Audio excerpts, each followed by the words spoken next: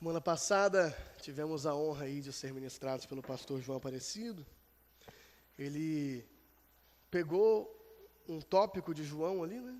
Pegou aquele versículo de João 1, onde fala que em Jesus nós recebemos graça sobre graça e expandiu isso aí para fazer um sermão temático a respeito da graça, né? E hoje nós estamos de volta à nossa programação tradicional dentro da série Ele Habitou Entre Nós. Está me incomodando um pouquinho, pronto. Dentro da série Ele Habitou Entre Nós, continuando na ordem cronológica, né? Que é a ordem que a gente tem ido até então, né? E vamos retomar a leitura aí em João 5. Mas antes disso, uma rápida introdução de 30 minutos. Né? Então, vamos lá, gente. Eu estou sempre trazendo, né, esse versículo aqui no começo de todas as minhas ministrações a respeito de João, que é esse versículo lá do finalzinho de João, né, que fala que Jesus realizou muitos outros sinais. Jesus realizou inúmeros sinais a ponto de que faltariam páginas no mundo, né, para escrever a respeito de todos esses sinais que Jesus realizou. É interessante, né, que parece que na época de João, né, de fato não tinham muitas páginas, né, escrever um livro era um negócio muito caro. Então eles tinham que escolher com carinho, e realmente é bem possível que na época que mesmo Jesus tendo vivido apenas, a gente não sabe, tá, gente? A gente fala 33, mas a gente não sabe que é isso mesmo, algo entre 30 e 40, né? E tendo um número de anos de ministério ali que supôs, né? É provável mesmo que não houvesse papel suficiente naquela época para escrever tudo aquilo que ele fez, né? E isso aqui é incrível, mas então, havendo a necessidade de selecionar, João seleciona um número, né, de sinais para nos apresentar. Ele apresenta esses sinais com um objetivo. O objetivo de que nós, os que estamos lendo agora e recebemos esse evangelho tantos e tantos anos depois, possamos crer que aquele homem que estava ali, que nós estamos dizendo que habitou entre nós, era o Filho de Deus. A gente vai ver, especialmente na ministração de hoje, que essa expressão Filho de Deus era polêmica desde aquela época. Ele era, de alguma forma, um com Deus, vindo de Deus e um com Deus, da mesma natureza de Deus. E isso gera polêmica naquela época, e isso foi escrito para que nós possamos crer nisso. E crendo nisso, nós recebamos a vida que Ele nos propõe. Ele é um novo modelo de vida. Estamos ressaltando isso algumas vezes, Ele é um novo modelo de humanidade. Ele é um novo modelo de espiritualidade. E Ele, em especial, vamos falar muito sobre isso hoje, no sinal que nós vamos falar sobre hoje. Ele vem trazer vida numa criação onde havia morte. Ele vem trazer vida aos mortos. Ele vem nos chamar da morte para a vida. Ele vem restaurar a criação do seu estado de corrupção devido à nossa morte e trazer uma nova criação restaurada através da vida que só Ele tem para dar. Ele era a vida e a vida era a luz dos homens, como nós vimos no prólogo, né, de João, ali em João 1. E João nos aponta isso através dos sinais e dos discursos de Jesus. João relata longos discursos de Jesus. Então eu peço a sua paciência, porque Jesus vai executar na exposição de hoje um sinal, e depois questionado, Jesus vai fazer um longo discurso. E como Jesus fez um longo discurso, o que é melhor? Que a gente quebre em 3 ministrações ou que a gente veja o discurso de Jesus como um todo? Então nós vamos ver o discurso de Jesus como um todo, porque ele se relaciona com aquele sinal. E o que vai nos levar a possivelmente uma longa exposição. Mas amém, porque nós precisamos ouvir aquilo que Jesus quer nos dizer a partir disso aqui. E não é nada melhor do que deixar que Ele fale através do seu discurso, né? Então João nos aponta isso, o sentido invisível por trás do visível. E nós temos aí em João 7 sinais. Como a gente já falou, eu sempre retomo essas considerações narrativas. Os outros evangelhos apresentam outros sinais, mais sinais, organizados em outra ordem, mas João faz questão de nos registrar apenas 7 sinais e algumas histórias e discursos acompanhando esses sinais. Depois ele vai entrar numa outra vertente, ele vai falar de 7 eu sous. Jesus vai começar a soltar discurso em que ele fala: eu sou a luz do mundo, eu sou o caminho, a verdade e a vida, e por aí vai. Nós vamos entrar nisso aí, mas a princípio a gente ainda está meio que dentro dinâmica dos 7 sinais, né? Os primeiros sinais que ele vai mostrando ali. E nós já vimos os primeiros 2 e vamos ver o terceiro hoje. Então, nós temos aqui a transformação da água em vinho, do qual nós já falamos, onde Jesus revela o seu poder sobre os elementos, ele revela que ele é capaz de até mesmo mudar a estrutura das coisas com uma mera palavra. E ele faz isso de forma muito interessante a partir das talhas do ritual de purificação judaico. Então ele mostra que de fato ele tem poder de mudar a natureza, enquanto os rituais de purificação não eram de fato efetivos para purificar. Ele tem poder de mudar a natureza das coisas. No segundo sinal, então, que foi exposto na semana retrasada pelo pastor Felipe, nós vemos que Jesus cura o filho de um nobre à distância. Um nobre vai até ele, pede para que ele cure o seu filho, para que ele vá até a sua casa e cure o seu filho, e Jesus responde, pode ir, que ele já está curado. E ele, à distância, então, executa uma cura, mostrando aos discípulos que ele tem poder sobre o espaço-tempo, ele tem poder sobre o espaço. Ele não precisava sequer estar lá para que uma palavra de poder fosse liberada e uma criança, possivelmente, a gente não sabe, o texto não fala se o filho é uma criança, né? A gente ouve filho e a gente já imagina que a criança fosse curada. Agora, a coisa mais importante a respeito disso, embora a gente está organizando aqui em 7 sinais, não são os sinais. A gente repetiu essa frase algumas vezes aqui nessa exposição de João, e eu vou continuar repetindo, o pastor Felipe vai continuar repetindo. Um sinal serve para apontar para algo maior do que ele. Um sinal não é um fim em si mesmo. Ninguém vê uma placa de trânsito e olha, nossa, que bela placa de trânsito. A placa de trânsito, ela serve para apontar um limite de velocidade, alguma coisa. Então, o sinal, ele serve para apontar algo que vai além dele. A coisa mais importante a respeito do que Jesus vinha fazendo na terra, enquanto habitou entre nós, não eram os sinais, mas sim aquilo que os sinais sinalizavam. Faz sentido para vocês? Faz sentido? Estou até com um ajudante aqui. Inclusive, gente, eu quero fazer uma nota aqui, um adendo, voltando um pouquinho no segundo sinal, que Jesus estava irritado com isso. O próprio Jesus estava irritado com isso. Olha ali em João 4:48, quando ele está ali, ele está reclamando, né? Reclamando não, né? Ele está afirmando que um profeta não tem honra na sua casa, né? Ele está em Galileia. O problema de Jesus não era que não criam nos seus sinais. Jesus não está na Galileia dizendo que os galileus não o honram porque não creem nos seus sinais. Ele não está no seu país, né, porque Galileia era como se fosse um país ali separado da Judéia, reclamando que os galileus não creem nos seus sinais. Pelo contrário, os galileus criam nos sinais e os judeus não. O pessoal da Judéia estava com dificuldade de crer nele ainda. Não, Jesus está chateado. Por quê? No verso 4:48, no capítulo 4, verso 48. Alguém lê aí. E Jesus estava chateado porque o povo não cria sem sinais. O povo não estava atento ao que ele estava falando. O povo só estava ao redor dele para ver sinais. E não era sobre os sinais, era sobre aquilo que os sinais representam. Então nós não podemos cometer o erro daquelas pessoas e nós mesmos dar mais valor para os sinais, para os milagres, para aquilo que Cristo pode fazer, do que para aquilo que os sinais representam, que é a natureza de quem Cristo é, o Filho de Deus, e a vida que Ele propõe, a vida eterna, uma nova forma de vida, ou como falamos alguns domingos atrás, uma vida que é como um rio de águas vivas que flui do seu interior e agora transborda para a vida eterna. Isso é importante. Os sinais são só para apontar para isso. E nós temos essa tendência, gente, de não dar valor aos sinais.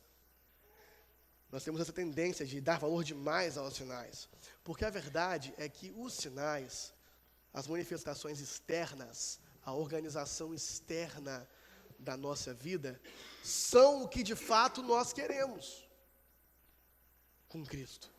Era o que de fato aquele povo queria com Cristo, e é o que de fato nós queremos com Cristo. Nós queremos usufruir do seu poder à nossa disposição. E aquilo que de fato ele propõe, que é uma mudança na nossa natureza, na nossa corrupção, na nossa podridão interna, nós na verdade não queremos. Por isso Jesus tem uma tendência a nos frustrar. Jesus tem uma tendência a nos frustrar, para que aprendamos. E quando Jesus cura o filho do paralítico à distância, ele frustrou a multidão. Porque a multidão não viu um sinal naquele dia. Então aquele comentário de Jesus ali, se não virem sinais não crerão, ele frustra todo mundo. Só quem de fato presenciou aquele sinal foi o pai, que voltou para casa e toda a sua casa se converteu, ele creu a partir do sinal. Mas a multidão ali teve que acreditar. Não viu o sinal. Então Jesus tem uma tendência a nos frustrar. Ele decepcionou a multidão que queria ver um milagre.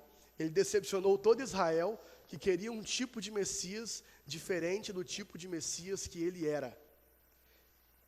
Ele veio para trazer transformação de dentro para fora, enquanto as pessoas queriam que ele transformasse as coisas de fora e deixasse as coisas de dentro como estavam. E isso vai nos frustrar como frustrou aquele povo. E nós não queremos isso. Nós não queremos isso. A verdade é que nós não queremos isso. É bem o contrário.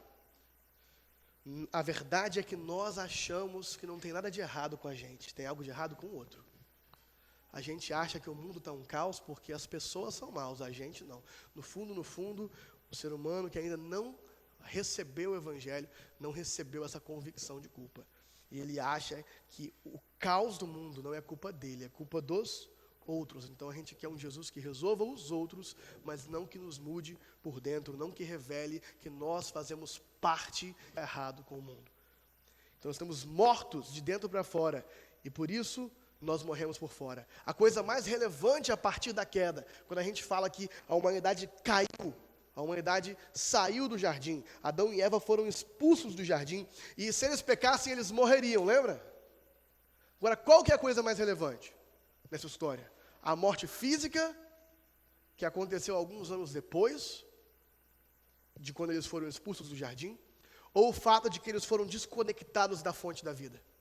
E aquilo teve efeitos internos imediatos. O pior que a humanidade perdeu não foi a capacidade de viver para sempre. Foi a desconexão da fonte da vida, a desconexão do próprio Deus. E a morte física, inclusive, nada mais é do que uma consequência disso. Nós morremos por fora justamente porque estamos mortos por dentro. Nós morremos por fora justamente porque estamos mortos, desconectados da fonte da vida, de Deus, por dentro. Estamos podres por dentro. Não somos um rio de água viva, nós somos um vaso quebrado, um poço roto. Sempre carentes, sempre querendo tomar algo dos outros, até que Cristo vem e nos transforma de dentro para fora. Então, a verdade é que enquanto a gente quer se livrar somente das coisas externas e não ser mudado internamente, Jesus vai nos frustrar. A gente pensa ao contrário. O fato da gente pensar ao contrário, a gente pensar o tempo todo nas coisas de fora e não nas coisas de dentro, é por isso que nós somos profundamente pecadores. Isso tem a ver com a nossa natureza pecaminosa. Jesus quer nos ensinar a pensar do jeito dele. Então ele vai nos frustrar em amor, porque ele quer nos ensinar a pensar de dentro para fora, a se reconectar com a fonte da vida. Então a vida que Jesus vem trazer é uma vida de dentro para fora. Aquela mulher de João 4, que expomos 3 semanas atrás, ela morreu. Mas, considerando aqui que ela de fato aceitou tomar daquela água da vida, ela ressuscitou por dentro. Ela, por dentro, foi reconectada ao Senhor. E a morte física, então, passou a ser só um detalhe, que vai ser corrigido na ressurreição dos mortos. A morte física passou a ser só um detalhe, porque o mais importante não era a questão física, era a questão interna e invisível, que gera, inclusive, a questão física. Amém? 7 sinais. Por que eu estou fazendo todo esse adendo aqui? Porque nós temos que olhar para isso aqui sem misticismo, sem dar mais valor para os sinais externos do que para aquilo que eles de fato representam internamente, no invisível. E essa questão, esse incômodo de Jesus estava incomodado, que o povo galileu cria nos sinais, mas não cria nas palavras dele. Jesus está claramente incomodado com isso. É um tema em todo o Evangelho de João. Jesus está sempre falando sobre: vocês não me ouvem. Vocês não ouvem as minhas palavras. Ele está reclamando com os fariseus, com os religiosos, com a gente. Nós queremos ele por causa do que ele pode fazer, mas nós não ouvimos as suas palavras. E são as suas palavras e não os seus sinais que são importantes para nós. Os sinais estavam lá, as palavras fossem recebidas. As palavras da palavra que se fez carne. As palavras do verbo encarnado é que podem trazer vida à nossa carne morta. Nós precisamos prestar atenção nisso, não nas suas palavras. E, gente, quantas vezes em exposições dos evangelhos, o que é focado são os sinais e não as palavras? Quantas vezes, vamos falar a verdade, quantas vezes a gente ouviu exposições a respeito, e eu falo isso com tristeza, não como quem quer arrogantemente colocar a família Betânia no nível superior, eu falo isso com tristeza pela Igreja de Cristo, para a gente cair nessa armadilha. Quantas vezes a gente ouviu pregações a respeito dos sinais de Jesus, e o ponto focal foi o sinal que ele pode fazer na sua vida e não o que ele queria ensinar com aquele sinal? Quantas vezes? Precisamos ir além disso, para que Jesus não olhe para nós e fale como olhou para aquele povo galileu. Meu Deus, eles só creiam se virem sinais. Então nós temos que ler essa história com essa advertência, preste atenção. Nós vamos entrar aqui na cura de um paralítico, vamos entrar aqui num capítulo que vai mostrar Jesus frustrando agora os religiosos do seu tempo, Jesus frustrando os judeus, porque ele volta para Jerusalém, Jesus vai frustrar os judeus agora. E para que nós não sejamos também frustrados por esse Jesus, a gente tem que prestar atenção no que ele vai dizer aqui. Por isso a gente fez aqui essa rápida introdução. Okay? Essa rápida introdução de 19 minutos e 20 segundos. Que eu vou estender um pouquinho mais ela, porque eu quero falar uma coisa para embasar o nosso coração. Eu estou falando aqui, gente, não fique atento demais no sinal, fique atento demais no que ele representa. E eu quero fazer um adendo aqui de que nós, evangélicos, de origem reformada e especialmente de tradição que não é anglicana e luterana, né? Então, essa terceira via, porque houve a via da reforma luterana e anglicana que não desenvolveram esse problema, nós temos um problema, uma péssima relação com simbologia. Nós temos uma péssima relação com simbologia. Porque ou nós temos uma simbologia supersticiosa. Você percebe esses dois exageros nas igrejas evangélicas da nossa tradição? Ou nós temos uma tendência a ver a simbologia, desenvolver superstição. Então a gente começa a pegar o número 7 ali, por exemplo, e fazer tudo em padrão de 7 para que isso nos dê vitória. E a gente começa a pegar, então, água do Rio Jordão, né, terra da Terra Santa. A gente tem nossas questões supersticiosas com os símbolos. Nós pegamos os símbolos e nós desenvolvemos uma superstição ao redor deles. E isso é um exagero, isso é um excesso, isso é um problema.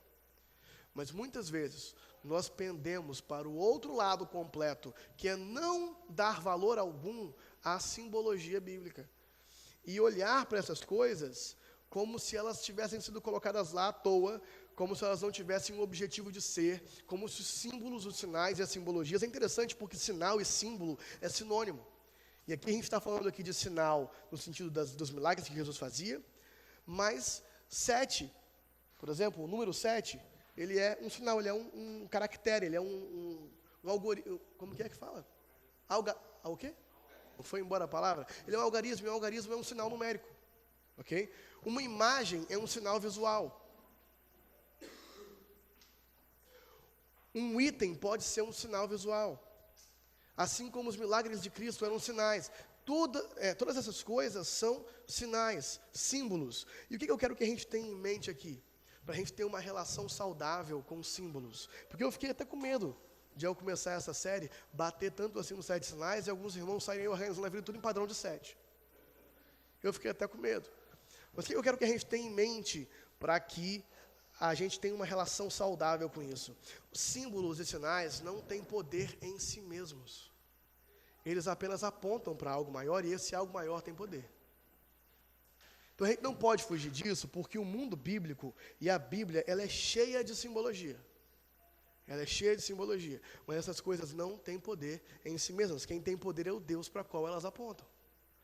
Então, para a gente ter uma relação saudável com isso, basta saber que símbolos, sinais, simbologia serve a um fim pedagógico. Serve para nos ensinar algo. Serve para que a gente, ao ver algo várias vezes, pense várias vezes naquele algo. Por exemplo, o número 7. O número 7, ele é inegavelmente um sinal que aparece constantemente na Bíblia, e especialmente em João. O cristianismo, ele é cheio de sinais e símbolos, gente. Quando a gente ceia, nós de tradição evangélica, não acreditamos que o vinho e o pão têm um poder em si mesmos, a ponto de que alguém que não crê vai receber alguma espécie de bênção se fizer aquilo sem crer. Mas acreditamos que eles têm poder porque apontam para aquele que tem poder. Então nós podemos viver uma experiência de fato de comunhão com a carne e o sangue de Cristo misteriosa, porque cremos e por isso somos conectados ao Cristo de fato. A ceia é um símbolo. Mãos levantadas quando a gente ora. Sai algum poder da minha mão quando eu estou orando? Mas Deus tem poder, e a simbologia das mãos levantadas me mostra, me ensina pedagogicamente que a oração tem poder. A imposição de mãos, que na verdade, no mundo antigo era bem mais provavelmente encostar a mão na pessoa, está simbolicamente dizendo que a minha oração por você é ouvida por Deus e recebida por você. Então é um símbolo pedagógico. Por que a gente faz assim na bênção apostólica? É um símbolo de recepção. Se eu não fizer assim, eu recebo a bênção? Não tem nada a ver com receber ou não receber. Mas é uma simbologia que pedagogicamente ensina o meu coração a posicionar-se para receber aquilo que Deus tem para falar. Por que às vezes a gente olha e fala, coloca a mão no seu coração? É porque se eu não colocar a mão no meu coração não se abre? Não, é porque eu estou pedagogicamente dizendo para mim mesmo. Então os símbolos são úteis, porque eles criam conexões mais rápidas na nossa mente. Então, por sempre criar o hábito de colocar a mão no coração para receber e pensar sobre algo, às vezes, quando pregadores pedem por isso, nós acabamos relacionando isso com o que de fato importa, que é abrir o coração, né, para ouvir. Inclusive, o coração, de fato, recebe alguma coisa? É a cabeça, né? Então, o coração é um símbolo, né, que também é a nossa base de emoções, sentimentos, até pensamentos em algumas metáforas e analogias. Símbolos estão em toda a nossa parte. Você goste ou não, você usa símbolos o tempo todo, né? Então a gente não precisa se assustar em perceber que João separou o seu evangelho, né, em padrões de 7. E padrões de 7 aparecem nas escrituras o tempo todo. A criação foi criada em 7 dias. Deus orientou o povo de Israel que trabalhasse num ciclo de trabalho similar ao da criação de 7 dias. 6 dias de trabalho e um dia de descanso. Ele orienta eles que dessem descanso à terra de 7 em 7 anos. Então, 6 anos de trabalho num campo, aquele campo agora vai descansar por 1 ano. Isso está ressaltado na lei. Eles criam o conceito, Deus cria o conceito de ano da expiação, que acontece em ciclos de 7 vezes 7. Então, a cada 7 ciclos de 7 anos, 49 anos, o 50º ano, o ano número 50, era o ano onde o judeu libertava escravo, perdoava pecado e perdoava as dívidas daqueles que deviam alguma coisa para eles. E Jesus empresta toda essa simbologia para nos ensinar algo, nos mostrando que a simbologia foi deixada, não porque tem algo especial no número 7, mas para nos ensinar algo. Então o 7 está toda hora remetendo à completude. Isso é uma coisa que a gente fala muito mais deixando falar do que dando certeza do que significa. Então, você vê alguém também pegando o símbolo e explicando um monte de coisa, porque isso, porque aquilo. Não, o símbolo ele funciona de uma forma mais óbvia. O símbolo só funciona se, de fato, ao olhar para ele, a gente pensa naquilo que a gente está pensando coletivamente. Então, o símbolo ele funciona porque ele mexe com o nosso inconsciente coletivo. Estou falando difícil hoje. Mas vamos lá. Por que isso aqui é importante? Porque João organiza seu evangelho com 7 sinais. 7 eu sous. E a gente tem que se aproximar da simbologia de João, especialmente no capítulo de hoje, que Jesus vai dar uma mexida no que significam esses conceitos de dias da criação.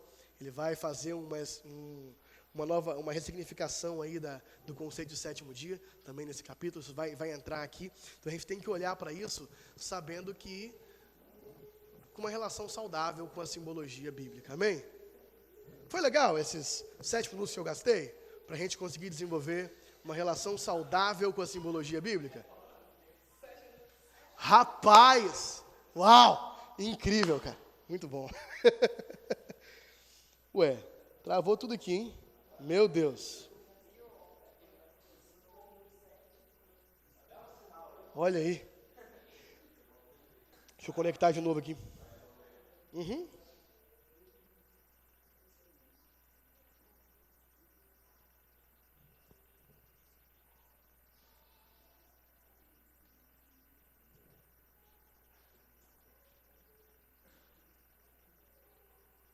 Pronto. Então, de volta aqui a nossa exposição. Legal, gente? Então, a gente tem que olhar para os milagres, buscando aprender a realidade para a qual eles apontam. Vamos lá. Vamos ler o texto, finalmente. Aí. João 5, nós vamos ler o capítulo de João 5 todo. Vai estar exposto aqui, mas eu altamente recomendo que você abra as Escrituras ou ligue as Escrituras aí no seu celular, e vamos acompanhando com a gente. Quem tem o hábito de fazer nota, anota. Quem tem o hábito de internalizar e fazer nota mais tarde, fica à vontade. Vamos ler as Escrituras. Passadas essas coisas, havia uma festa dos judeus. E Jesus foi para Jerusalém. Existe ali, junto ao portão das ovelhas, um tanque, chamado em hebraico Betesda, o qual tem 5 pórticos. Nestes jazia uma multidão de enfermos, cegos, coxos e paralíticos, esperando que a água se movesse, porque um anjo descia de tempos em tempos, agitando-a, e o primeiro a entrar no tanque, uma vez agitada a água, sarava de qualquer doença que tivesse. Alguém não tem o versículo 4 na sua Bíblia aí? Alguém tem ele separado aqui por colchetes, igual na minha? A Andressa aqui. Se você pegar uma versão mais nova da Bíblia, é bem provável que você vai encontrar o versículo 4 em colchetes. O que é isso aí? Isso é porque é um versículo posto sob suspeita. Manuscritos mais antigos não contêm esse versículo. Manuscritos descobertos recentemente e mais antigos não contêm esse versículo. Suspeita-se que foi uma anotação de copistas que queriam explicar por que aqueles enfermos se reuniam ali. E essa nota, sem querer, foi canonizada. Por isso já tem algumas versões que não tem o versículo 4 e tem algumas onde ele está em colchetes. Gente, sola escritura é isso, é a gente descobrir essas coisas ao longo da história e revisar algumas coisinhas de vez em quando. A gente não vai canonizar o texto do século XVI. Amém? Isso é interessante para a gente, porque da forma que estava antes, dá a entender que um anjo de fato fazia aquilo e quem entrava de fato era curado. Mas agora, sabendo que isso aqui não é texto bíblico, é uma explicação, é possível que seja só uma superstição. É possível que, na verdade, não rolasse isso de fato e aquele povo esperasse se fosse uma superstição. Hoje, os estudiosos pensam que é mais provável que seja isso, em especial porque naquele lugar também havia um culto pagão, naquele lugar em específico, a um certo deus da cura, se eu não me engano, chamado Escápulo. Então, é provável, que havia esse sincretismo religioso envolvido ali, que gerava um certo misticismo judeu ali, e o pessoal ali ficava na expectativa de ser curado. Vamos continuar. Estava naquele lugar um homem enfermo, havia 38 anos. Jesus, vendo-o deitado, e sabendo que estava assim há muito tempo, inclusive mais tempo do que Jesus tinha encarnado, provavelmente, perguntou: você quer ser curado? O enfermo respondeu: Senhor, não tenho ninguém que me ponha no tanque quando a água é agitada. Quando tento entrar, outro enfermo chega antes de mim. Então Jesus lhe disse: levante-se, pegue o seu leito e ande. Imediatamente, o homem, eu nem falei, eu estou lendo na NAA, viu? O homem se viu curado e, pegando o leito, começou a andar. Guarda no seu coração que aquele dia era sábado. Gente, vamos lá. Vamos tentar identificar onde que era isso aqui. Betesda aqui, né? O legal da gente trazer slides é que a gente pode colocar umas fotinhas, né? Então, por muito tempo, né? Nós não sabíamos, na verdade nós sabíamos, né? Mas os arqueólogos não sabiam se Betesda existia. Porque Betesda é descrito como um tanque perto do templo.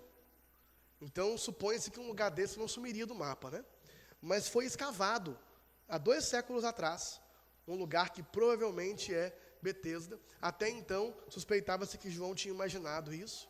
Suspeitava-se de quem? Quem não acredita nas Escrituras, né? Os arqueólogos. Mas, eventualmente, foi descoberto um local que batia perfeitamente com a descrição de João. Um lugar onde havia 2 piscinas separadas por 5 pórticos, bem próximo ao Monte do Templo. Bem próximo ao Monte do Templo, batendo a descrição perfeita de Betesda por João. O que é, inclusive, interessante, porque João descreve uma piscina, né, com 5 pórticos. E por que uma piscina teria 5 pórticos? Normalmente, piscinas são retangulares. Né? Então, o pórtico ele é essa estrutura aqui, ó. Essa estrutura aqui é um pórtico. Por que teria uma piscina teria 5 pórticos? Né? Seria um polígono meio esquisito, né? Então, aí foi surpreendente quando descobriram que eram 2 piscinas com um pórtico no meio. Né? Então, bateu certinho com a descrição, né? Os arqueólogos se deram por satisfeitos e há quase que convicção consensual de que esse lugar que a gente esteja olhando aqui, que não é assim que está hoje em dia, isso aqui é uma reconstrução histórica, seja Betesda. Jesus estava naquele lugar, né? Aquele lugar lá havia 2 piscinas, né? E nós estamos olhando mais ou menos como devia ser Betesda quando Jesus visitou. Mas vamos dar uma olhadinha como que está isso aí hoje em dia. Quem já visitou Jerusalém, possivelmente foi lá. Aqui está o Monte do Templo, ó. E Betesda seria por aqui. Então, realmente, do Monte do Templo, né? E hoje em dia está assim, ó. Esse aqui seria aquele pórtico central, que separa as 2 piscinas. O poço era bem fundo. Bem fundo. E tem esse lugar aqui que é muito interessante, ó, que é um lugar com uma escadaria que dava para o poço, né? E é legal pensar que possivelmente foi ali, talvez foi em outro lugar. É bem grande o local lá, né? Mas que Jesus teria feito o que fez. E essa representação gráfica aqui ficou bem parecida, né? Então a gente está olhando uma representação legalzinha de como possivelmente foi visualmente, né, esse local. Então Jesus estava ali, num lugar que tinha uma multidão de pessoas doentes. E a gente sempre precisa lembrar que essas pessoas, para a cultura judaica, estavam cerimonialmente impuras. E aquele lugar, conclui-se também, o texto bíblico não fala, né, por que teria uma piscina ali, né? Há quem pense que era também uma piscina usada para rituais de purificação, para banhos, antes de você ir lá e entrar no templo, e por aí vai. E por causa da superstição, se ajuntavam também ali algumas pessoas aguardando para serem curadas. Então Jesus estava ali, num lugar de confusão, né, mostrando novamente a ineficácia da religiosidade em curar e a eficácia de Jesus, que chega ali e resolve uma parada que o tanque, em 38 anos, não tinha resolvido. Então, Jesus chega ali naquele lugar, cheio de moribundo, mostrando que o sucesso daquela superstição não era tão grande assim. Ele faz o que o tanque não teve sucesso em fazer, e ele faz, gente, conforme foi os sinais até aqui, sem show, sem água, sem usar os elementos da criação ao redor. Ele faz com o poder da sua palavra. Você quer ser curado? Levanta. Levanta-se. E aquele homem sai andando. Depois de 38 anos paralisado, aquele homem sai andando. Então, existe uma simbologia aqui, gente, nesse milagre, atenção aqui, tem uma simbologia aqui nesse milagre que vai estender o capítulo todo, que é uma simbologia de morte e ressurreição. Embora Jesus não ressuscitou alguém de fato aqui, ele pega um homem travado na horizontal por toda a vida e ele usa a expressão levanta-te, levanta-se, e ele se levanta. E essa expressão, ela é usada no Novo Testamento várias vezes para falar da ressurreição de mortos. Os mortos vão... Tanto é que Jesus depois vai usar essa expressão, levanta-se, para chamar Lázaro para fora, culminando o que ele começou a dizer aqui, e o que ele vai falar daqui a pouco no discurso dele, de que o Filho do Homem tem poder para chamar os mortos à vida. E a gente já começa a ver isso aqui, quando ele fala, levanta-se para um paralítico de 38 anos, e ele se levanta. Então, embora é um milagre de cura, há uma simbologia de morte e ressurreição envolvida. E esse sinal está apontando para o poder de Jesus. A nova criação irrompe no mundo presente, em uma só palavra, o poder da ressurreição transforma o homem caído no homem que agora, depois de 38 anos, é capaz de andar. Simbolicamente, isso aponta para a nova vida que Cristo propõe. E ele vem falando até então. Ele falou sobre a nova vida com Nicodemos, ele falou sobre a nova vida com a mulher samaritana, e agora ele oferece uma nova vida àquele homem. Tanto é que ele pergunta, você quer ser curado? Você quer agora um novo tipo de vida? Você está há 38 anos, talvez você se acostumou. Você quer isso? E o homem fala que quer, então Jesus ordena que ele levanta, e ele se levanta, apontando para a nova vida que Cristo oferece àqueles que querem, àqueles que o recebem. Agora, o interessante aqui é que a ressurreição que os judeus esperavam ao fim, porque os judeus já tinham essa expectativa, de que ao fim de todas as coisas, Deus ressuscitaria os mortos e julgaria os mortos. E Jesus está brincando com essas expectativas, Jesus está ressignificando essas expectativas, porque ele começa a executar essa ressurreição, não de fora para dentro, mas como a gente falou aqui no começo, de dentro para fora. Então, Jesus antecipa de dentro para fora essa ressurreição que nós acreditamos, que eventualmente acontecerá também no corpo físico. E quem crê nele já recebe vida de imediato. E é isso que ele fala para Nicodemos, é isso que ele fala para a mulher samaritana: quem crê em mim, ainda que morto viverá. Por dentro, a ressurreição ocorre naqueles que creem em Jesus. E como ele fez a mulher samaritana pedir por água, agora ele faz esse homem pedir para ser curado. Como ele nos faz também perceber que estamos mortos, a olhar para quem ele é, e receber e pedir pelo seu poder para sermos curados. Esse sinal aponta para o poder da ressurreição.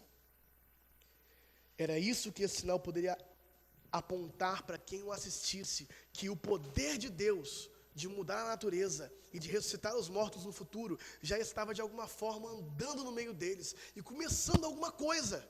Por mais que eles não entendessem, eles deviam reconhecer que alguém com o poder de Deus estava andando no meio deles e começando alguma coisa diferente. Mas sabe o que eles percebem? Que era sábado.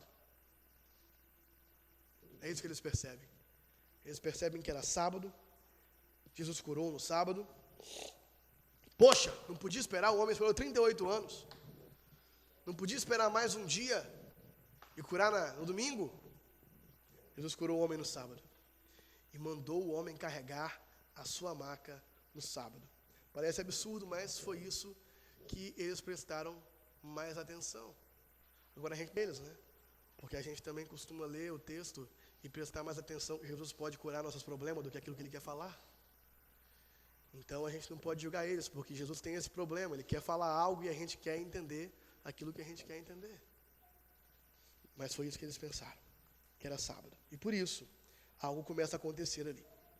Os judeus disseram ao que tinha sido curado. Então os judeus vão procurar por aquele homem. Pessoas percebem, eles vão procurar, eles percebem ele carregando a sua cama por aí. É sábado, e nesse dia, você não tem permissão para carregar o seu leito. Ao que ele lhes respondeu: o mesmo que curou me disse, pegue o seu leito e anda. Gente, isso aqui é um ótimo exemplo de quando a gente fala que os fariseus, em especial, tinham desenvolvido uma interpretação da lei muito pesada e até desnecessária. Eles estavam tão preocupados, gente, isso vem da formação cultural daquele povo. Eles acreditavam que para o Messias chegar, eles tinham que cumprir a lei à risca. Então, o que eles fizeram? Pegaram os mínimos detalhes e legislaram. E tem elementos da lei que fala que é proibido carregar cargas em Jerusalém no sábado, porque carregar cargas é trabalho. Mas eles legislaram ao ponto de que havia uma legislação de que era proibido carregar sequer uma cama para dormir em outro lugar, de um lado ao outro, no sábado. Então, um ótimo exemplo do exagero deles. E é interessante, né, porque eles deviam achar que quando o Messias chegasse, o Messias ia chegar graças ao trabalho deles, de ter colocado o povo na linha, de ter alinhado bonitinho todas as mini-leis assim e tal. E o Messias ia chegar e se orgulhar deles. Mal imaginava esse, que o Messias ia chegar contra eles e contra o fato de que eles estavam, como em outro discurso Jesus fala, ignorando as coisas mais importantes da lei, o amor e a compaixão. Mais preocupados com se aquele homem podia carregar aquela cama naquele sábado, do que feliz que finalmente ele não ia dormir num lugar de miséria. E aí, aquele homem também não ajuda, né? Porque sabendo que ia dar ruim para ele joga a culpa imediatamente em Jesus. Imediatamente. Não, quem me curou que falou. Pega o seu leito e anda. Né? E de fato, Jesus tinha ordenado, né, talvez com o objetivo de tornar visível o milagre, ou talvez porque Jesus queria que o homem tivesse clareza que ele podia sair daquele lugar. Que aquela existência de 38 anos ali tinha acabado para ele. Jesus manda ele levar a cama dele, para ele não ter que voltar outro dia. Mas aquilo ofende os judeus. Né? E aí eles perguntam, quem é o homem que disse a você, pegue o seu leito e anda? E aquele que tinha sido curado não soube responder, porque Jesus tinha se retirado, por haver muita gente naquele lugar. A cena muda, e agora a gente está no templo. Nós não estamos mais no poço de Betesda. Mais tarde, provavelmente naquele mesmo dia, Jesus encontra aquele homem no templo e lhe diz. Então Jesus encontra ele, não é ele que encontra Jesus, Jesus encontra ele no templo. Jesus vai até ele e fala, olha, você foi curado, não peque mais, para que não lhe aconteça coisa pior. E esse homem, tem dedo duro, se retira e vai falar para os judeus que é Jesus que tinha curado ele. Possivelmente apontando, falando o nome, não sei. E por isso, os judeus perseguiam Jesus, porque ele fazia essas coisas no sábado. Então Jesus encontra aquele homem lá, e Jesus dá um aviso, eu acho que não tem nos evangelhos, Jesus falando isso com mais ninguém. Toma cuidado que pode ser pior, hein? Olha, você foi curado, mas não peque mais, para que não tem. Né? Vai e não peque mais, é comum, mas esse não te acontecer pior é especial, né? É especial. O homem se retirou e disse aos judeus que tinha sido Jesus. Então Jesus faz um aviso para ele, cuidado, pode te acontecer pior. E eu fico pensando na mente daquele homem, porque Jesus está dizendo para ele que tem coisas piores do que ficar 38 anos numa maca, num lugar que não devia ser bonito não, cheio de moribundo ao redor, esperando ser curado, tentando alcançar, se rastejando pelo chão, para ver se chegava no poço antes das pessoas. Jesus está dizendo, tem coisa pior que isso. Cuidado, tem coisa pior que isso. Eu fico imaginando, talvez seja um poço que não tem um nível de água, pode ser que abaixe muito, que a gente pensa, 38 anos, tá? Porque pode ser que em alguns momentos a água baixasse muito, e em outros momentos ela subisse tanto, não daria tempo dele sair daqui no local. Então, ele teria que ficar num local seguro. Imaginando, talvez seja. Tem uma explicação mais simples, né? Ele era paralítico e outros moribundos andavam. Então tinha leproso lá, por exemplo, né? Vamos supor. O texto não fala de leproso, fala de quê aqui? O texto dá exemplo de outras doenças. Agora eu perdi aqui o texto. Um coxo, por exemplo, já conseguia chegar mais fácil, entendeu? Chegava mais rápido lá. Eu vou bater aquele recorde. Eu vou bater aquele recorde lá, não vou? Caminha comigo para você ver. Enfim, né? Até um cego chegaria mais rápido que um paralítico de todo, né? Porque ele tinha que se arrastar pelo chão. E outra coisa também que eu fico imaginando, Stefano, é que essa agitação espontânea da água não devia ser muito frequente, não. Podia acontecer, sei lá, uma vez no ano, não sei, o texto não fala. E de acordo com a superstição, né, ou com aquilo que de fato acontecia, porque sei lá, pode ser que acontecia, né? Enfim, né?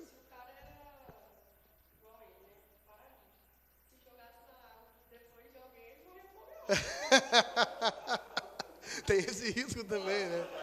Tem esse risco. Como você percebe que aquele povo não era muito legal, né? Ninguém ajudava ninguém. Então, a situação é triste mesmo. O Elber está rindo de mim lá atrás até agora. Gente, então, ó, tem coisa pior do que ficar 38 anos de uma marca. Gente, vamos lá, que são 50 minutos e a gente nem começou o discurso de Jesus ainda.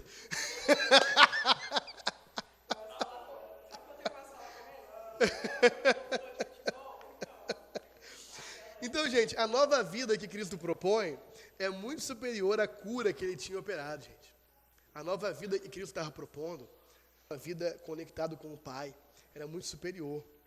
Jesus estava afirmando àquele homem que se ele deixasse aquilo de lado, ele tinha uma realidade muito pior à espera dele, né?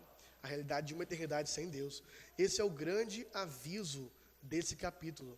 O Verbo se fez carne para que as suas palavras fossem ouvidas e cridas, e não somente para que o seu poder fosse experimentado.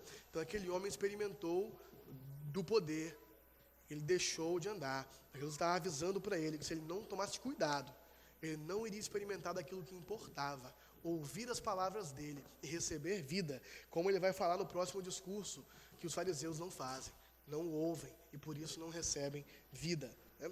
Então os judeus de Jerusalém não creram e nem ouviram. Inclusive, diga-se de passagem, não existe para o judeu essa dicotomia entre ouvir e crer, né? Por isso que quando o Shema Israel, né, que eles oravam 3 vezes ao dia, ouve, ó Israel, o Senhor seu Deus é um, que inclusive é um motivo da confusão daqui a pouco, né? Ouve, esse ouve ouve, acredite, obedeça. Por isso que lá em Deuteronômio, na aliança, né, se atentamente ouvires a minha voz, ou está subentendido ouvir e obedecer. Por isso, para um judeu do primeiro século, não faz sentido essa controvérsia que teve no século passado, de se era possível crer em Jesus para ser salvo e não obedecê-lo. Porque ouvir é obedecer. Ouvir é obedecer. Quanto àquele homem, nós não sabemos, né? Mas pode ser que ele não tenha crido, porque ele foi imediatamente dedurar Jesus, né? Pode ser que sim, pode ser que não. O texto não deixa tão claro, pode ser que eles é que vão atrás dele, enfim. Mas ele vai lá e aponta Jesus, e isso começa uma controvérsia. Os judeus começam a perseguir Jesus, porque ele curava no sábado. Mas Jesus lhes disse: meu Pai trabalha até agora, e eu trabalho também. Por isso, os judeus cada vez mais queriam matá-lo, porque além de desrespeitar o sábado, ele também dizia que Deus era o seu próprio Pai, fazendo-se igual a Deus. Então começa um debate, né? E Jesus começa provocando 2 imensas polêmicas: a questão do sábado e a questão da sua filiação com Deus. E as duas são extremamente polêmicas para aquele povo, porque é um povo que, como a gente já falou assim, guardava o sábado fortemente, ostensivamente, né? E cuidando de se tivesse alguém desobedecendo, o Messias não ia vir. E era um povo que orava 3 vezes ao dia: ouvi Israel, o Senhor seu Deus é um. E a gente tem que entender que isso aqui era muito difícil para eles. Jesus chegava e falava que ele era o Filho de Deus. E ele não falava, você percebe que eles iam, que Jesus estava dizendo algo que significava que ele estava se fazendo igual a Deus. O texto fala. Por quê? Porque às vezes a gente ouve e acha assim: todo mundo é filho de Deus. Mas da forma que Jesus falava, pela intimidade que ele falava, possivelmente porque ele falava Abba, né, e os judeus não tinham coragem sequer de falar o nome de Deus, era Adonai para lá e para cá, porque eles não tinham coragem de falar o nome tetragrama, que ninguém mais sabe como pronuncia por causa disso, né? certamente era absurdo para eles, aquela intimidade. Eu sou filho. E aí, no discurso, ele fala depois coisas mais profundas. Eu e o pai somos um. E tal. E aquilo confundia eles. E era muito difícil para eles, porque isso é coisa de grego. Quem tem semideus é grego. Eles estavam numa cultura helenista. Eles estavam num mundo colonizado pelos gregos, agora controlado pelos romanos. Então, eles já sabiam que esse negócio de semideus, de filho de Deus, é coisa de grego. Então, eles estavam achando muito esquisito.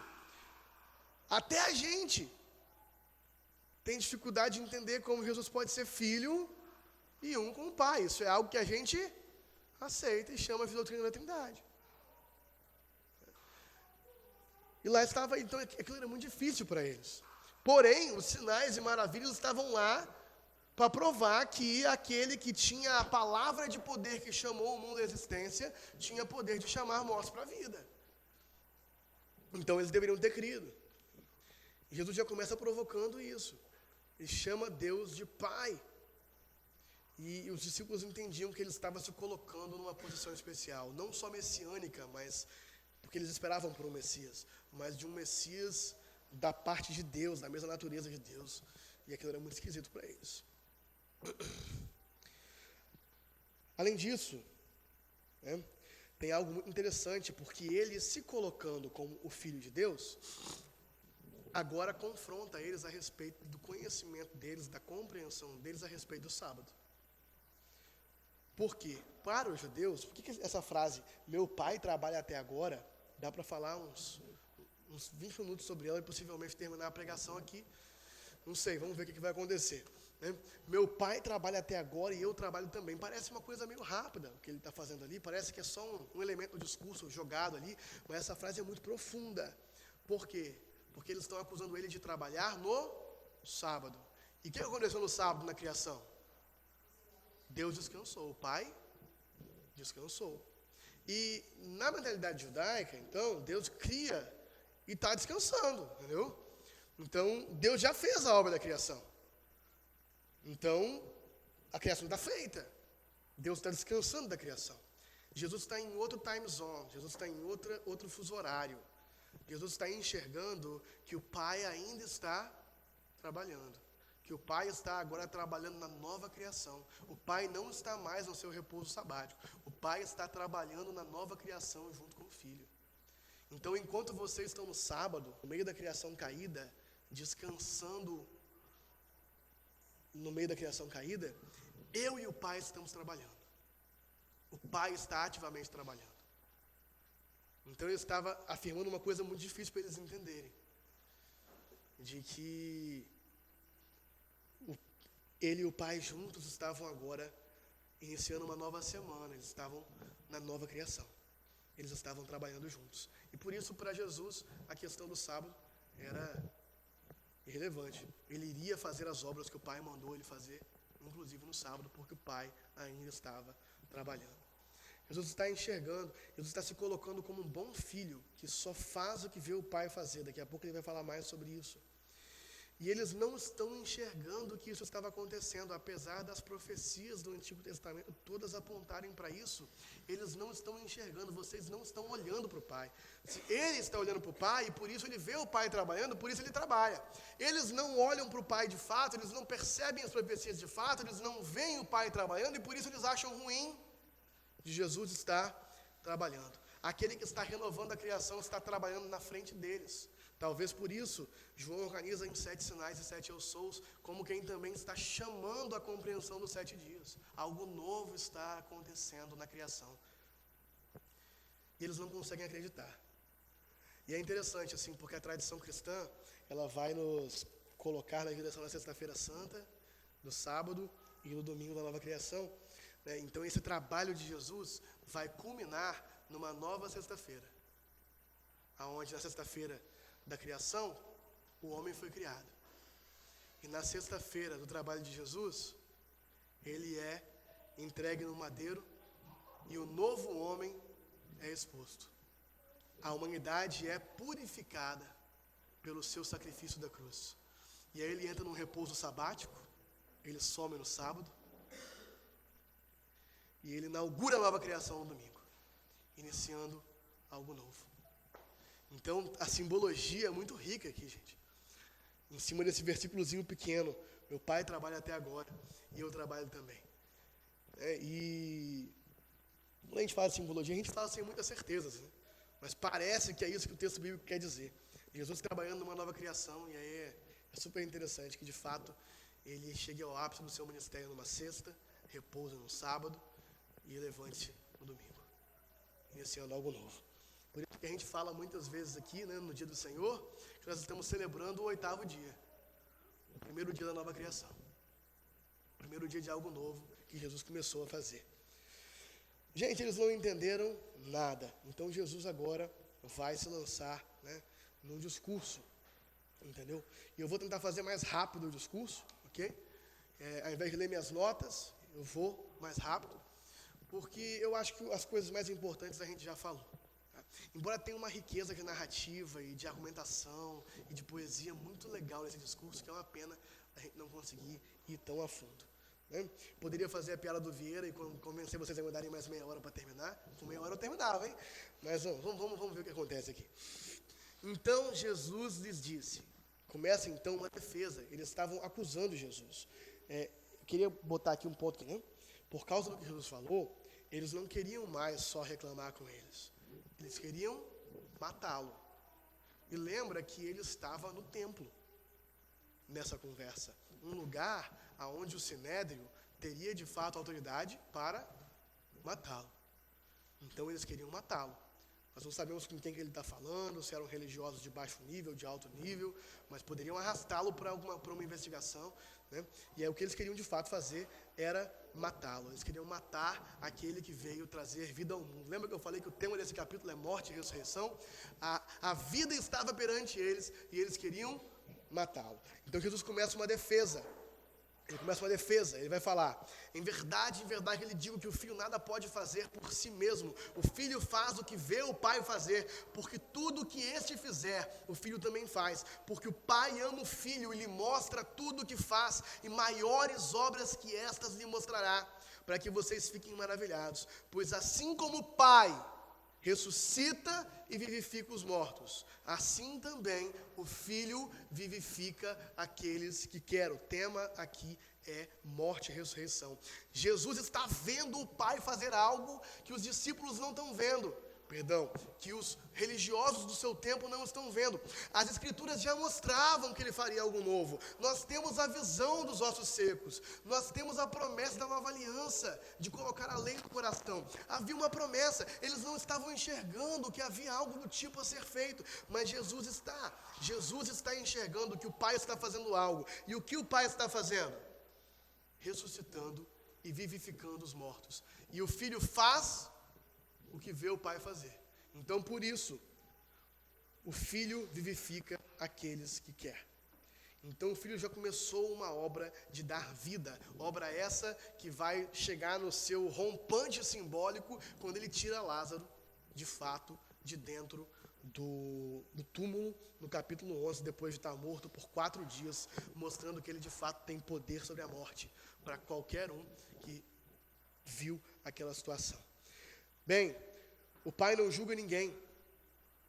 Lembra que essa é a defesa de Jesus. Ele começa dizendo que vocês não estão vendo o que o Pai está fazendo. O Pai não julga ninguém, mas o Pai confiou todo o julgamento ao Filho, para que todos honrem o Filho, assim como honram o Pai. Quem não honra o Filho, não honra o Pai que o enviou. E essa então Jesus está já colocando que, na verdade, eles querem matar ele, mas ele é que tem a autoridade para julgar. E daqui a pouco a gente vai voltar nesse tema. Beleza? Em verdade, eu lhes digo que quem ouve a minha palavra e crê naquele que me enviou, tem a vida eterna. Então, gente, ouvir e crer. Morte e ressurreição. Para que Jesus chame os mortos à vida, a sua palavra tem que ser ouvida e crida. Então, em verdade eu digo a vocês, quem ouve a minha palavra e crê naquele que me enviou, tem a vida eterna. Não entra em juízo. Eu sou o juiz. Ele falou, eu sou o juiz. Eu recebi do Pai a autoridade para julgar. Mas aqueles que creem na minha palavra não vão perecer no juízo, mas já passaram da morte para a vida. Em verdade lhes digo que vem a hora, e já chegou, em que os mortos ouvirão a voz do Filho de Deus, virem e viverão.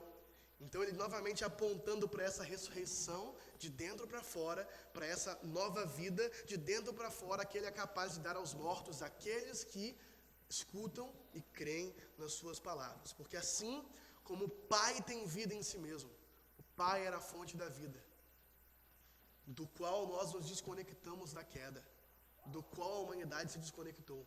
O Filho agora tem vida em si mesmo, e aquele que ouve o Filho e recebe o Filho se reconecta ao Pai, e isso é o desfazer do pecado original. Então quem ouve essa voz passa da morte para a vida. E a gente já falou aqui que ouvir é obedecer. Ouvir é ouvir e obedecer. Então os sinais são para que nós ouçamos. Os sinais são para que aqueles homens e para que nós possamos ouvir. Mas tem um problema. Nós não conseguimos viver essa vida, nós estamos em pecado. Por isso o mal tem que ser julgado. O mal tem que ser destruído. E Jesus é o juiz que irá julgar todo o mal.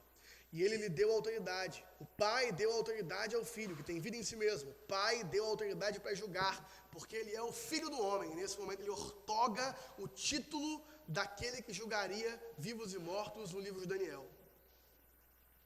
E ele pega esse título para ele, porque é o Filho do homem. Não fiquem maravilhados com isso, porque vem a hora em que todos os que se acham nos túmulos ouvirão a voz dele e sairão. Os que tiverem feito bem para a ressurreição da vida, e os que tiverem praticado mal para a ressurreição do juízo. Ele é o juiz que julgará todo o mal. Andrew Wright faz um comentário que nos ajuda a perceber isso aqui. Deus anseia por consertar o mundo. E agora com o seu filho como aprendiz no negócio, porque ele coloca o filho para trabalhar junto com ele, ele por fim faz isso. Mas só pode trazer a nova criação à existência se antes a maldade que corrompeu a antiga criação for nomeada e envergonhada, além de não ser ignorada, para que se possa dar conta dela. E é disso que se trata o julgamento. Nós já estávamos condenados. Quando a gente fala que a sua palavra nos conecta de volta a ele e nos dá vida, eu não estou aqui eliminando a questão do sacrifício. É por causa do sacrifício que ele iria fazer, aonde no seu sacrifício na cruz, o mal está sendo condenado na sua carne. Ele levou sobre ele a nossa condenação. Então nós podemos agora nos conectar com as suas palavras, porque o mal seria julgado. Mas e aí? Nós não somos maus? Nós não teríamos que ser condenados? Mais tarde no Evangelho discutiremos mais sobre isso. Mas o nosso mal foi condenado nele. E por isso a gente pode agora ouvir a sua voz e se reconectar com ele.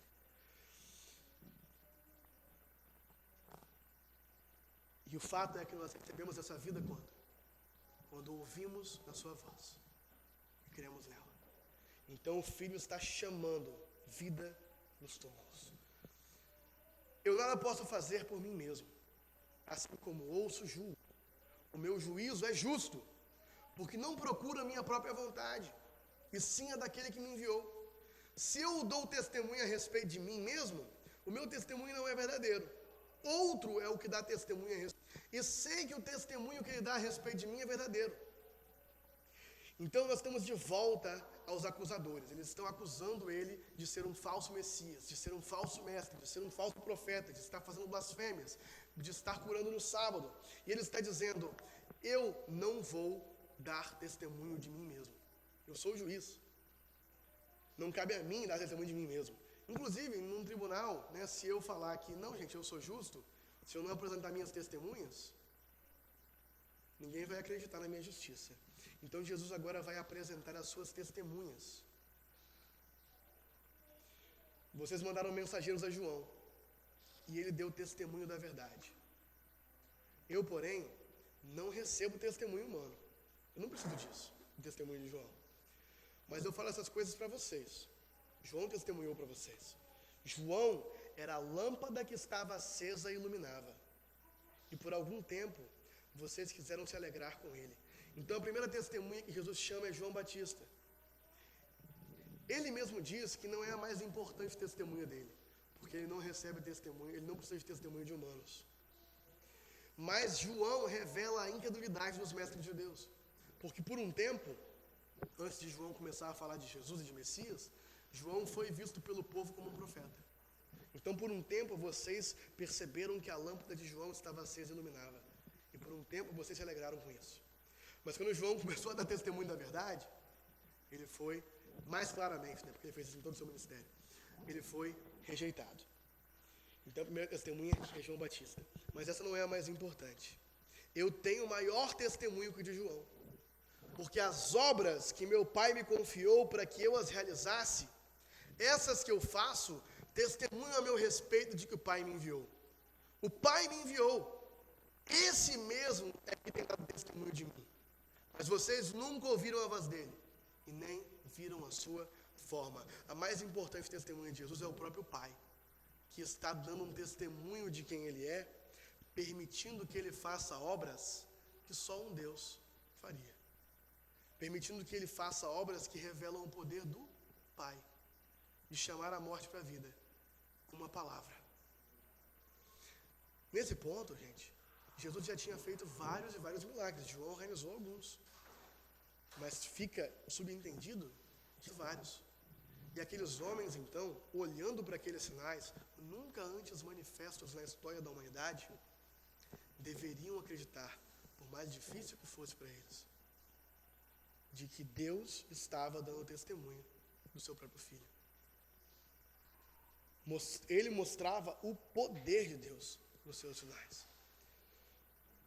E a verdade aqui é que Jesus é que acusa eles de não conhecerem o Pai. Porque se eles conhecessem o Pai, eles teriam crido nele. Se eles conhecessem de fato as Escrituras, eles teriam crido nele. Então ele vai acusá-los. Vocês também não têm a palavra do Pai, a palavra dele permanente em vocês. Porque vocês não creem naquele a quem ele enviou. Vocês examinam as Escrituras porque julgam ter nelas a vida eterna. A vida eterna estava na frente deles e eles não estavam vendo. São elas que testificam de mim. Contudo, vocês não querem vir a mim para ter vida. Jesus chama as Escrituras. As Escrituras são testemunhas de Jesus, porque elas testificam dele. Mesmo assim, eles conhecendo as Escrituras, o rejeitaram e recusaram a oferta de vida. Eles se recusam a vir a mim para receber vida. Eles recusaram a oferta de vida que ele ofereceu, como nós também recusamos, não fosse a sua graça e o seu sacrifício ter nos encontrado. Bom, vamos continuar. Eu não aceito glória que vem das pessoas. Eu sei, entretanto, que vocês não têm o amor de Deus em vocês. Eu vim em nome de meu Pai, e vocês não me recebem. Se outro vier em seu próprio nome, vocês certamente os receberão. Como podem crer? Como podem crer, vocês que aceitam glória um dos outros e não procuram a glória que vem do Deus único? Então Jesus agora virou o tribunal. E ele, como justo juiz, está acusando eles. Sabe por que vocês não creem? Porque vocês buscam a glória um dos outros. Se viesse alguém falando em seu próprio nome, gente, esse texto mexeu comigo. Se outro viesse em seu próprio nome, vocês o receberiam. Esse texto mexeu comigo porque os judeus, alguns anos depois, de fato, receberam como Messias um outro indivíduo que iniciou uma revolução contra Roma que terminou na destruição de Jerusalém. Então, como ele veio falando em nome do Pai, eles não o receberam. Mas como um outro vem dizendo-se poderoso, vem falando em nome de si mesmo, esse foi recebido. Jesus já os acusou disso. E, gente, isso acontece com a gente.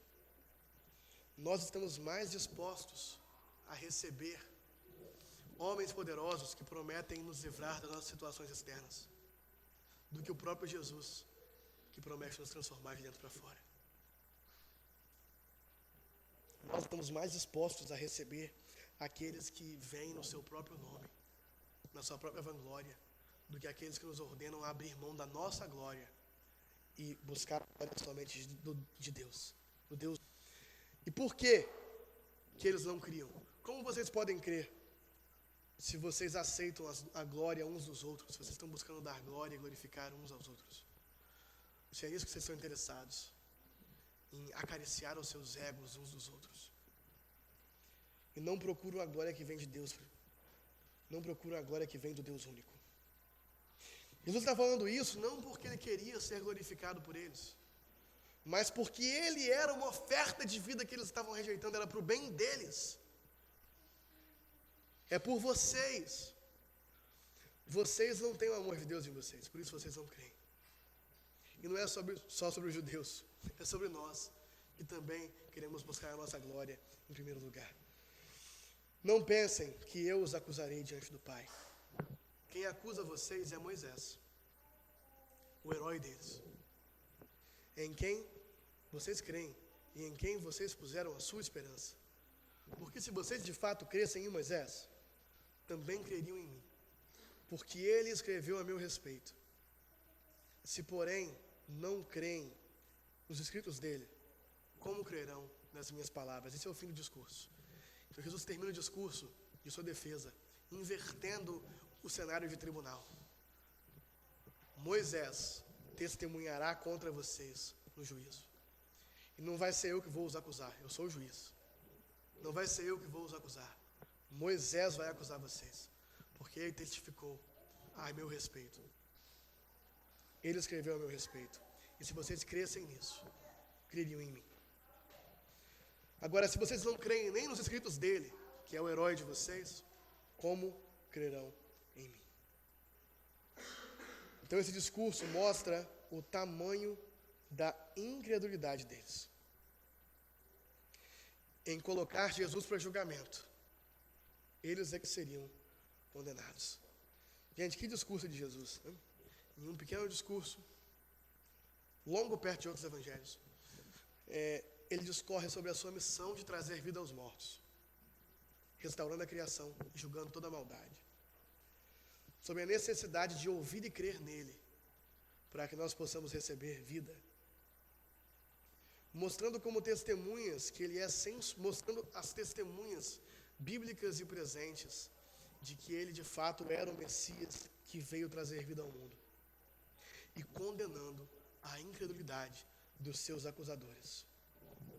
É um belo discurso, a narrativa é cativante para mim, mas isso aqui não tem tanto valor se a gente não entender que nós corremos o mesmo risco e de que os avisos dados nesse capítulo 5, que acabou de encerrar, servem para nós. Entender a beleza simbólica do Evangelho de João tem valor quando a gente aplica isso a nós. Será que nós não estamos mais atentos aos símbolos do que ao que ele quer falar? Será que nós não estamos também incrédulos a respeito do que ele de fato veio fazer? Então, algumas mensagens para nós nessa manhã. Jesus veio para chamar a vida nós que estamos mortos. Não só eles, nós. Se o ouvirmos. Essa é a sua missão. O Deus encarnado esteve no nosso meio para restaurar sua criação, com a nossa participação, nos chamando de volta à vida, se ouvirmos a voz daquele que chama os mortos de volta à vida. Então nós devemos estar com ouvidos atentos e não concentrados nos sinais que ele pode fazer, mas sim ouvindo suas palavras doadoras de vida. A nova vida que ele oferece nos alcança de dentro para fora. E assim como aqueles homens tinham expectativas, primeiro em mudanças externas, na verdade, somente em mudanças externas, nós também, nosso estado natural, nossa expectativa é apenas as mudanças externas que Jesus pode nos oferecer. Mas ele quer nos mudar de dentro para fora.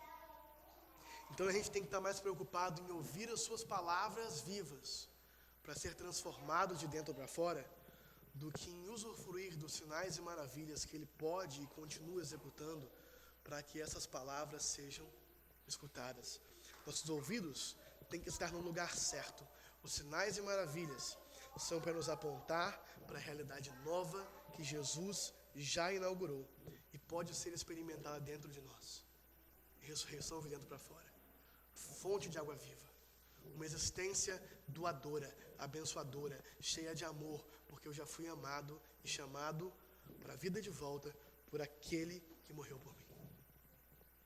E por último, na verdade por penúltimo, se conhecemos Jesus e não o ouvimos, esse conhecimento testemunhará contra nós. Então Jesus pode ser uma péssima notícia para você. Foi isso que ele falou aí eu chamando de Simão, o rapaz lá por causa de The Chosen. Foi isso que ele falou com o paralítico no poço de Betesda. Vai e não peques mais, ou coisa pior pode te acontecer. Ter encontrado Jesus seria uma péssima notícia para aquele homem, se ele passasse dali sem crer nele e sem receber a vida que ele pode oferecer. Porque Jesus carrega uma notícia boa, que, como a gente já falou aqui, precisa ser compreendida se eu entendo primeiro a notícia ruim, de que nós estamos mortos em nossos delitos e pecados. Nós estamos desconectados da fonte da vida. Nós somos podres, nós somos carência eterna, nós fazemos mal ao próximo porque queremos nos preencher dessa desconexão de Deus. Nós estamos mortos. E se você não for além dos sinais e der ouvido à sua voz, se você não for além dos sinais e der ouvido à voz de Cristo, não resta vida para nos tirar da morte. Então Jesus, sem que eu o escute, é só a notícia de que eu estou morto. É uma péssima notícia.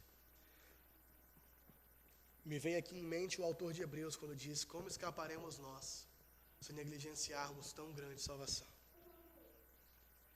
Então, da mesma forma, Jesus admoesta os judeus, o conhecimento que eles têm de Moisés, o que eles têm da Torá, será testemunha contra eles no tempo do fim, no julgamento. Porque eles conheciam as Escrituras, mas não conheciam o Deus das Escrituras.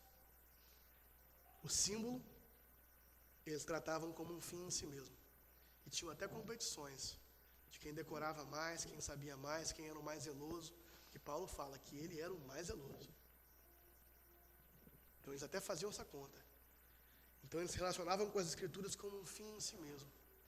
Mas eles não conheciam o Deus das Escrituras, ao ponto de que quando ele apareceu, eles não o reconheceram.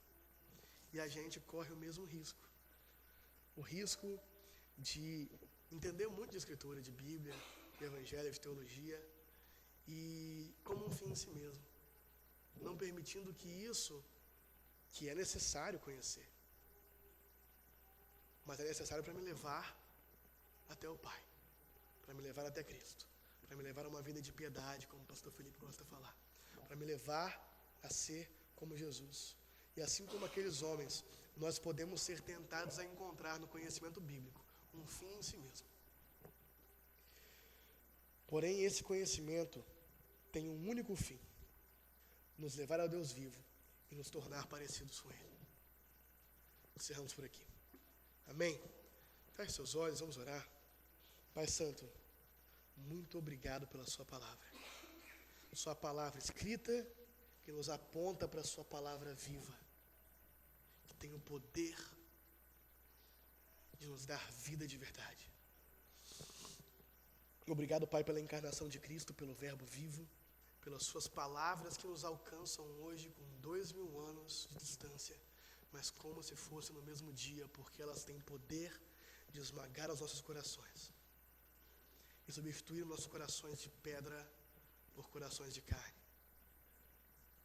nos fazendo pessoas com um coração como o teu.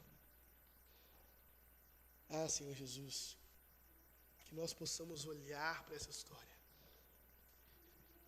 e nos arrepender de todas as vezes que nós quisemos te usar por aquilo que você podia nos oferecer. E te receber por completo, para ouvir as suas palavras e nos tornar cada vez mais como você, Jesus. Nós te amamos, nós queremos uma revelação maior de quem você é. Senhor Jesus,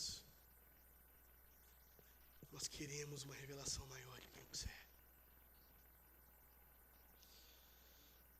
Por isso nós sabemos que o Espírito Santo pode inclinar nossos ouvidos a ouvir. E pedimos que esse Espírito, que como a vida que vem sobre nós ao ouvirmos tuas palavras, atue livremente em nossos corações e expurgue todo o mal. Expurgue todo o mal, nos chamando de fato da morte para a vida. Para que sejamos enviados mais uma vez a mais uma semana de testemunho a respeito de quem o Senhor é. Que nós possamos testemunhar não a respeito do que sabemos, mas a respeito do que somos, porque esse conhecimento nos transformou. Em nome de Jesus. Amém. Amém, irmãos. 1h22.